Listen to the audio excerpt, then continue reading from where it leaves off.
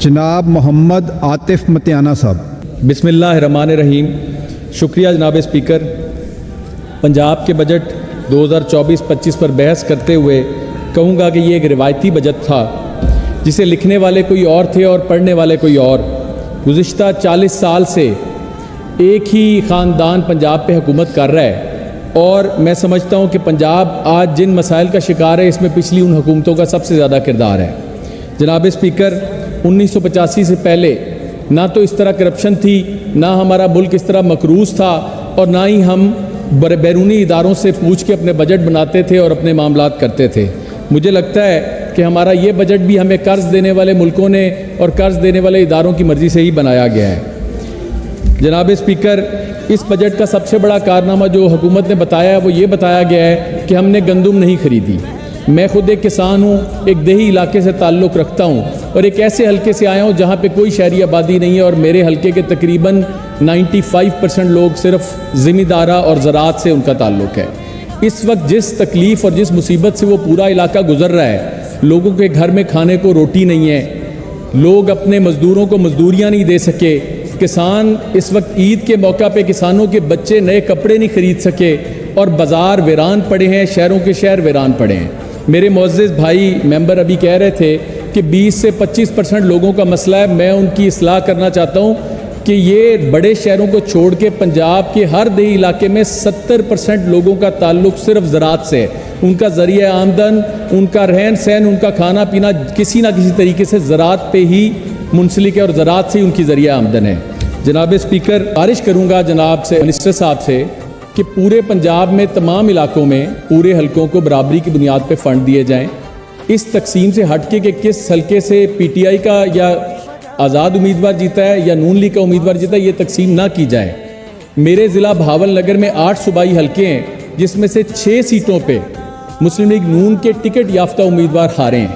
اس کا مطلب یہ ہوا کہ بہاول نگر کی عوام نے موجودہ حکومت کے نامزد امیدواروں کو ریجیکٹ کیا ہے، اور وہاں سے یا آزاد امیدواروں کو جتایا ہے یا پی ٹی آئی کے امیدواروں کو جتایا ہے۔ میں گزارش کروں گا کہ اس پورے ضلع کی تمام عوام کو برابری کی بنیاد پہ ان کے حقوق دیے جائیں، ہمارے ترقیاتی فنڈز ہمیں برابری کی بنیاد پہ دیے جائیں۔ میرا حلقہ پی پی 239 جو کہ اس بہاول نگر ضلع کا ایک پسماندہ ترین حلقہ ہے، 2380 کلومیٹر نئی سڑکیں بجٹ کے اندر رکھی گئیں، اور مجھے بہت افسوس ہو رہا ہے پڑھ کے کہ میرے اس پورے حلقہ کے اندر 1 کلومیٹر بھی نئی روڈ نہیں رکھی گئی۔ ایک خاص فنڈ میں نے بجٹ کے اندر پڑھا جو کہ سیلاب سے تباہی اور بحالی کے لیے ایک پیکج رکھا گیا ہے۔ میرا حلقہ پی پی 239 دریائے ستلج کے کنارے موجود ہے، اور پچھلے سال جو 2 دفعہ سیلاب آیا اس میں آپ یقین کریں 4 یونین کاؤنسلوں پہ تباہی پھر گئی، ٹوٹل انفراسٹرکچر ختم ہو گیا، سڑکیں ختم ہو گئی، لوگوں کی ہزاروں ایکڑ فصل کھڑی جو تھی پانی کی نظر ہو گئی۔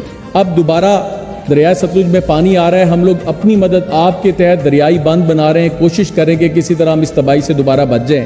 میں منسٹر صاحب سے گزارش کروں گا کہ اس فنڈ میں جو صرف سیلاب زدگان کے لیے رکھا گیا ہے، اس میں میرے حلقے کو نظر انداز نہ کیا جائے۔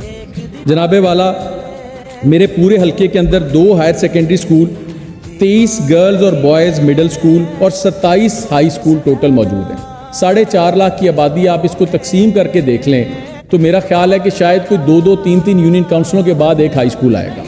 میں گزارش کروں گا کہ نئے سکولز یا سکولوں کی اپ گریڈیشن کے اندر میرے حلقے کو نظر انداز نہ کیا جائے۔